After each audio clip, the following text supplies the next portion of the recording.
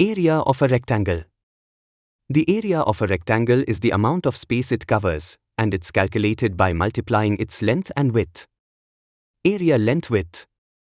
Length, one of the longer sides of the rectangle. Width, one of the shorter sides of the rectangle.